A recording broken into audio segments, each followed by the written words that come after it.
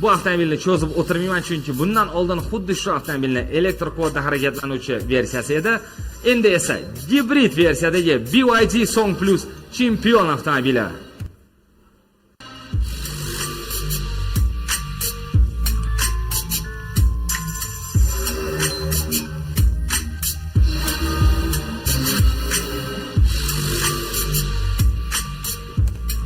BYD Song Plus chempion avtomobilning gibrid varianti. Gibrid deganda boya aytib o'tgandek, avtomobil ham elektr quvvati ham yonilg'ida harakatlanadi. Avtomobilimiz 2024-yilda ishlab chiqarilgan va bor yo'g'i 8485 kilometr masofa bosib o'tgan. Bozor diagnostika markazi mutaxassislari to'liq tekshiruvdan o'tkazishgan va diagnostika xulosalariga ko'ra avtomobil a'lo darajada. Ballonlari ham yengidek bo'lib turibdi. Buni qarang, ichki qismlari ham juda ham zo'r, qora hamda jigarrang charm bilan qoplangan.